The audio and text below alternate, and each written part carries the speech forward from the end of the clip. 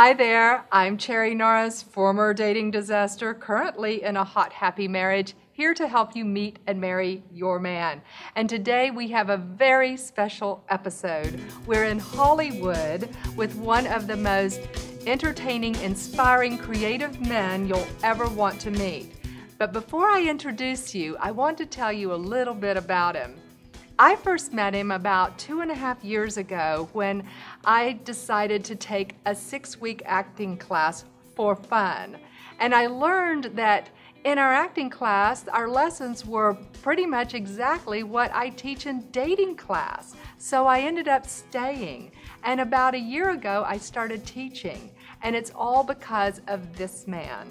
I respect him, I admire him, I love what he's up to in the world, and he is an award-winning filmmaker, actor, writer, director, producer. He's just finished a feature called Birds of a Feather with Olympia Dukakis.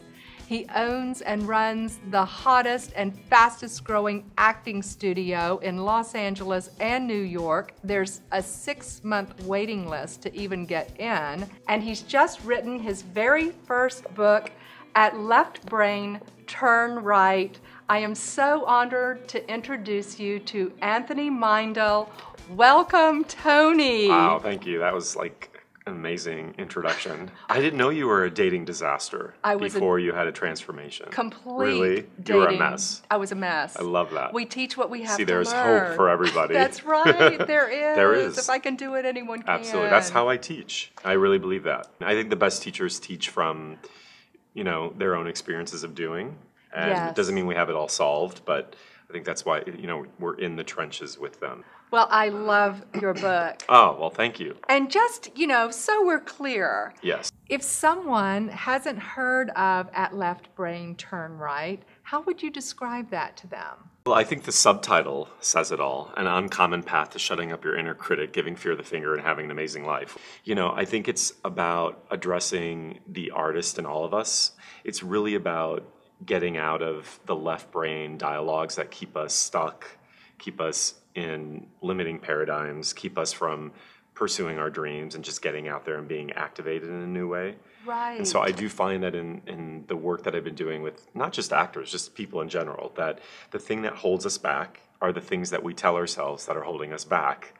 But those things aren't really real. That's right. They're paradigms, they're figments of our own neural grooves that have been created over time. So we begin to replay those tapes, if you will, and then we start to believe that they're real. But as we know, we have 70,000 thoughts a day. Yes. And many of them are not based in any kind of reality. They're fiction, right? But we believe them, and I think those beliefs that are just habituated thoughts keep us from living. So my whole goal is to get people to feel alive. That's really what the book is about. It's so parallel with what I teach women in dating, because it's like get out of your head and into your heart. Yeah. Get out of your brain and into your feelings, because we often have been taught, things need to be a certain way, or we need to do and act a certain way, when the truth is that's not living from our authenticity, and it's not really even keeping us present. Right. When you're with somebody, how oftentimes people are scared to speak their truth because what if they don't receive it well, or what if it breaks us up? The irony of that is that if you can't speak your truth with somebody that you're in intimacy with, then A, you're not really in intimacy, you know what I mean? Exactly. And B, then it's not really ever a relationship that's built on something foundational. And I'm not a relationship expert like you are, but like how to find the man, how to keep the man, or how to find the girl and how to keep the girl. But a lot of those things are built on not being in touch with who you are authentically. Right. You know what I mean? I do. Being because honest. It's like with dating, I'll often say, okay, you may want to frame a situation like this to get a better result with your man so you don't come off as nagging or attacking him. Right. But you have to make it your own, because it has to come from your authentic feeling in being in the moment. How did you come to start teaching this? I mean, what was your process? What's your story? I began to work with somebody many, many years ago who taught me that it's all through the listening. And from that principle, I've kind of discovered that that's actually the truth of life, which is listening is a function of being. It's our essence of being with another person, and that the work is actually evoked out of that state as opposed to feeling like you have to do something. Yes. We are living in the world of doing, right? It's Yes. not, you can't just sit around and I'm a lama ding dong, your Right. way. You have I to do mean, something. yeah, you have to. So it's about sort of an amalgam of the being and taking that sort of presence to what you're doing. You just said something really interesting about the listening, because I know even as a woman, especially when we're on a date with a man, we won't be listening. We'll be thinking in our head like, oh, will mother like him? And, Okay. and oh, who am I going to invite as a bridesmaid for the that's wedding? funny. And I mean, we Okay. get so ahead of ourselves. Right. And you said something in the book on that very note that I just loved. Okay. I'm going to delve into your Tell me. dating life. Okay, You write, I'm single. It is what it is. Maybe one of the reasons I am single is that I keep having to relearn whenever I go out on a date. It always goes much better when I keep my mouth shut and let the date do the talking. Partly because I reveal too much, but also if I let them talk, they tell me who they are. Just listen. And that is just beautifully stated, because on stage, on a date, we get so caught up in our own performance and is someone going to like me? Yeah. Whether it's an audience member or a person across the table. If we turn it around and just listen to what they're saying, it takes the focus off us and keeps it real in the moment. But I also found, Cher, like for me, part of what's amazing about transformation and discovery and walking the walk is that you can change, right? So a lot of that stuff, again, came out of insecurity. It came out of wanting somebody to like me and wanting to present myself in a way that was really not really who I was, right? It was like a song and dance to get somebody hooked. But then when you get somebody hooked, you're doing all the work, and then you realize, oh, wait, I don't even know anything about this person. Like, who is he or who is she? And what are they about? And what do they stand for? And are we even connected? Sometimes we're so caught up in the idea of dating or being taught that our life isn't whole until we meet somebody, or this romantic myth that we have to fulfill, that we'd rather be with somebody than just be on your own. We get caught up with an image in our head too often of like, if he has these qualities and if he picks me, then I'm valuable and I'm worthy. We get so caught up in our own stuff that we overlook who we're with. I like you're a good student. I You've know. highlighted. I have read this book and I have gone through it several times, and they're great exercises to do in here as well, which I really love. We're talking about just being in the present moment, and really that's where the magic happens. That's where the gold is, and that's where the discoveries are, yes? And you say one of the biggest challenges to becoming present is our insistence on how we think something should look. How many times have you rehearsed in your head things you wanted to say to someone and how you want to say them? How many times have you cleverly planned out how you wanted something to turn out? I used to write down, I used to make a list script of things I wanted to tell a man on a date. Okay, yeah. I think I did that too. All the things that would, like we were just talking about, that would make myself or make you sound funny or clever or attractive. I was like, caught up with that, again, that mythology of being, I don't want to say, how do I say, like, crazy. You know what I mean? Now I realize crazy is just crazy. Nobody wants to be with a crazy person. It's not attractive. You know what I mean? But for some reason, I thought that would make me stand out. It was all about trying to make one stand out because you don't trust that who you are is enough. But I find that that's also a function of when you're younger and you don't quite yet know who you are. That's right. You're working really hard to try to figure it out yourself, but also trying to show somebody because you don't trust that you don't have to do anything.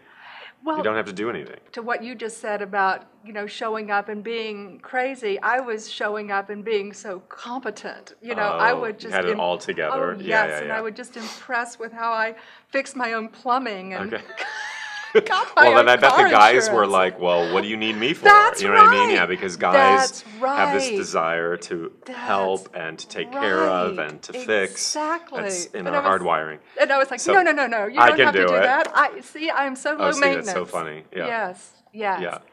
Well, Tony, how would you shift a belief? If you have a negative belief about yourself, how would you reframe it to be a positive? To create any kind of change or transformation in your life, you have to have the awareness of what you're doing that's keeping you from getting what you want and being who you want to be, right? So if you can recognize you're doing that thing, that's the first step. And then the recovery phase. And the recovery phase is like, there's so many different ways of getting out of our head and getting here. Like some of it is science-based, like Einstein is a big hero of mine, but like, you know, he talks about like a lot of his victories in solving, you know, the answers to the cosmos came in, he was just figuring out, and he couldn't. So he got up from his desk and he went out and he took a walk. And just sort of the somnambulistic, you know, experience of walking and getting the energetic part of ourselves into our body moves us from the left brain into our body. And you find that the things that we hear ourselves start to recede because you have access to something else. You know, that's just one. I mean, there's just simple things. Movement, just physical movement, a walking, breath, a breath. Yeah. Would you take us through an exercise that can really demonstrate what it is to get out of your head and the mind chatter and all the things that we project on ourselves and really into our bodies and living the experience and being in the moment? I guess the easiest way is just thinking about it in terms of meditation. For me, what I teach in meditation is just finding a way to go in, connect to the breath, right? And again, if we connect to the breath, we're moving energy from this part to something deeper.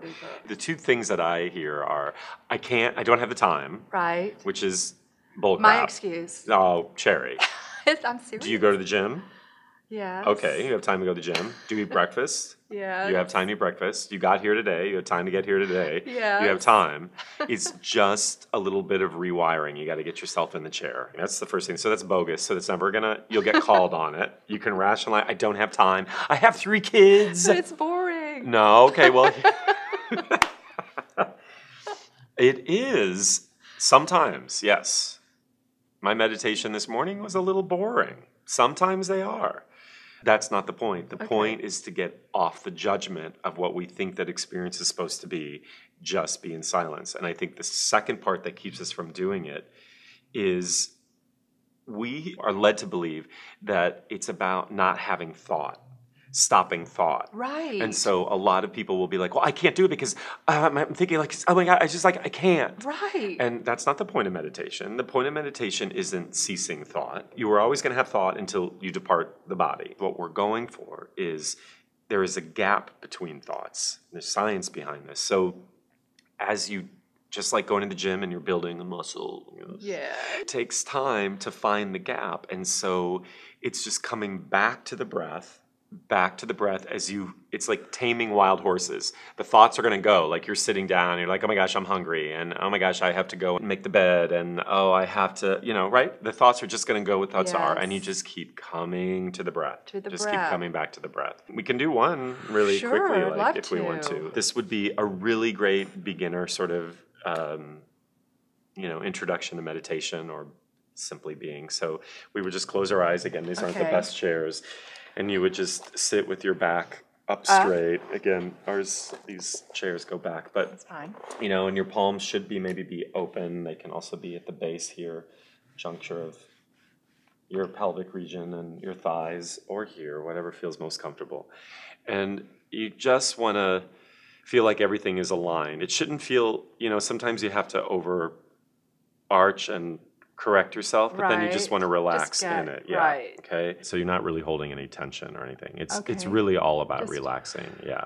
Okay. And then we're just going to do a really simple breathing exercise where you're going to inhale on a 4 count. Then we're going to hold our breath for a 4 count. And then we're going to exhale on a 4 count. So here we would go. We would inhale, hold, and now breathe out. And again, inhale. Hold. And then breathe out. So, Cherry, you just experienced your first meditation. You can do it. You see? That was pretty easy. It's so Tony. easy. And right? I And do feel a shift. I mean, just in the, I was relaxed, but I mean, I definitely feel more just connecting centered. to your breath just brings us back to the body, and the thoughts do just, it's quieten. like this, right? So, and 4 count is a brief count. I mean, if you can, try 6 or 8 or 10, you know, whatever feels, it doesn't want to be strenuous. 5 minutes. 5 That's minutes. all. Just, 5 minutes. I'm going to hold you to it. All right. And I'm teaching this week on Thursday, so we'll see if you can do it every day between now and Thursday. Now and Thursday. 5 minutes in the 5 beginning in the minutes. morning, All right. and 5 minutes at night. Okay. Will you do that? I will do that. You have to do that. I will do that. You're We're showing all in your the viewers. challenge. Yes, okay. Yes, the challenge of 5-minute meditation. Holding a 5-minute meditation. Yes. Fantastic. Okay. Okay, great. We'll all be doing it. Okay, awesome. All right. Now, where can people get at Left Brain Turn Right? Everywhere. Everywhere? I mean, you can get it at, of course, Amazon. Amazon, you know. Oh, and it's on Kindle now. On Kindle. Yes, you can get Kindle. So you can download and go. And it's coming out on iTunes and the Nook next month. Fantastic, Yeah. Tony. That's Yeah, so it's exciting. Yeah, I that love it. really It's like is. Spreading itself out. Well, thank you so Thanks for having me. That was for amazing. Being here That was really, and really awesome. sharing your Thank you. words of Oh, wisdom. Thank you. I loved it. Okay. Thank you so much for tuning in today. I hope you enjoyed today's conversation. If so, leave me a comment below. Share the love with your friends. This is Cherry Norris here to help you meet and marry your man, and I will look forward to seeing you next week.